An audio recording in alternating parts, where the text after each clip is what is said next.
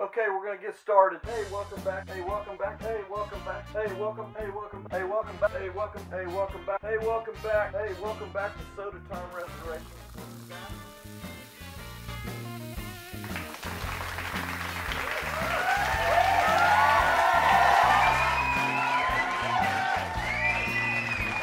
Hey, welcome back to Sodatime Restoration. We have finally made it to the finale of the 81. A long series, but it has been very enjoyable. I've learned a lot. I hope you have too. Hey, starting out, this is a Vendo 81D. Large door, coin door. That means that the coin mechanism would go up to a quarter and actually make change. The logo was always large and it was white capped. If you go back on the Vendo 81, when it come out, I believe 1955 if I remember right, was the first year the Vendo 81 series come out. It was an A. It was all red and it had the logo kind of offset over here to the left. Don't see a lot of them. I've seen just maybe a few. Then the next series that came out was the B.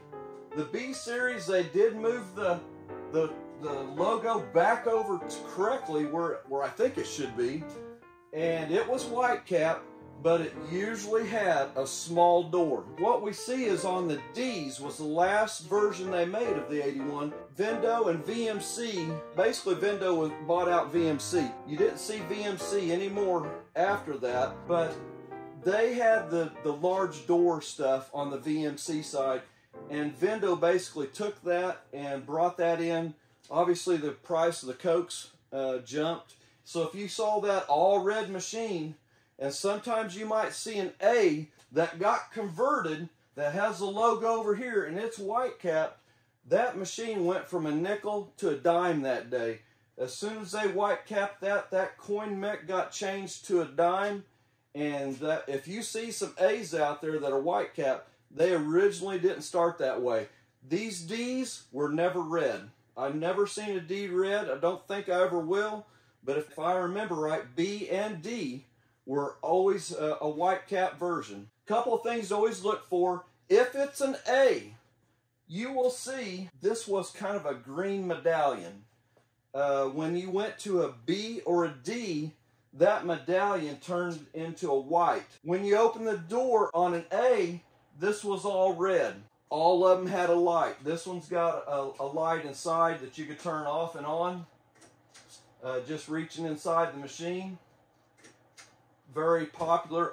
One of the reasons I love the machine, that's a great night light in the evening. Only other thing I can think of is when you're looking at an A, a B, or a D. The D, there was around 11,000 of these made. Might have been close to 12. How many's left today? My guess about 15–20%. I remember when I first got into doing machines, you could pick these up for $200–300. I wish I could go back to that day and get more of them. The 81 is probably a very popular because it'll handle anything from an 8-ounce to a 12-ounce bottle. When I do a restoration and it's got the original ID, I put it right back on there. And this one here, you can see that H81D is stamped right there in the serial number. So your next digits, if you're looking at trying to figure out the date on your 81, you will see the first digit in the serial number on this one is a 7. That first digit is the year. So this was 1957. The next two digits are for the month. And this one's an 06. So in June of 57, and this was 28,039 was the actual number for this machine. And you can see here, this was stamped July 1957. I like keeping that old history on there. It just represents a lot of Americana, and that's part of the joy of doing these machines, is bringing something back to life that has survived, what, 67 years. So everything on this has been re-chromed, new decals, new insulation. And to open that up, you need to have that handle in that position, or you're going to get your first scratch right there. And believe you me, I've done that. All right, on the inside, the larger coin mech. One of the reasons Vendo got with VMC is they had this already set up. They brought this over. So this coin mech has been totally redone. I mean, totally redone. Mr. Barnes, Tom Barnes, did this coin mech, did a beautiful job on it. You can drop your coins through, you can put a quarter in, and it will kick out 3 nickels. But we'll give you a shot in the inside here. This compressor, and I know I may be saying this sometimes too much, but this is actually the original compressor. It was still going, it was doing great.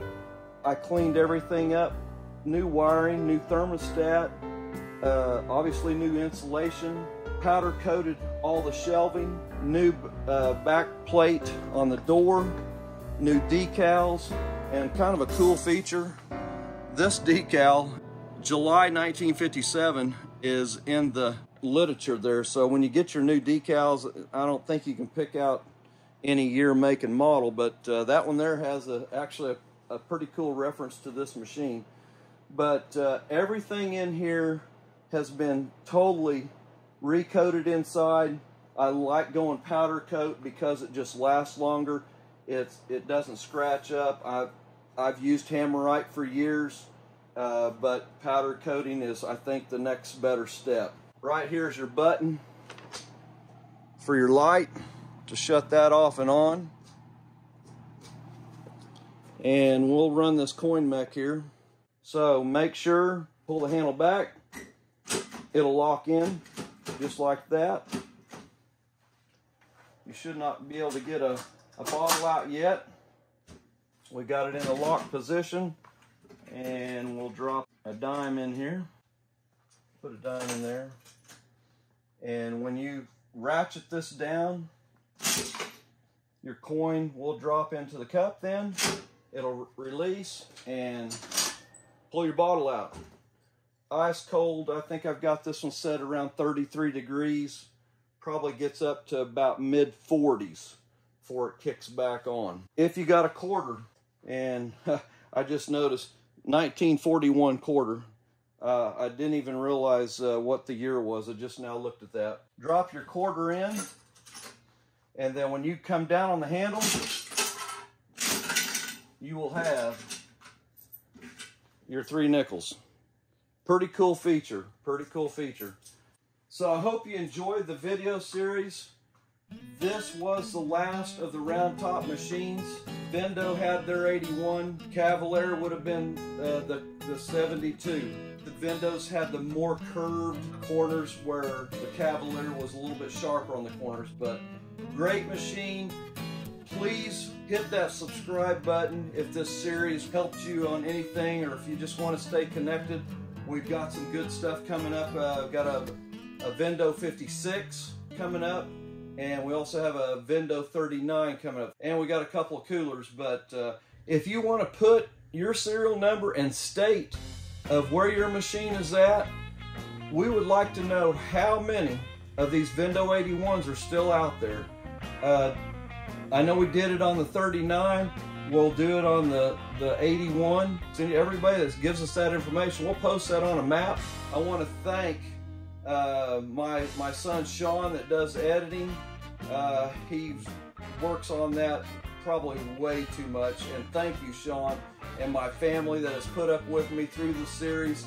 But I've enjoyed it. I've learned a lot through it, and I hope you guys have too. But thanks for staying with us, and we'll see you on the next one.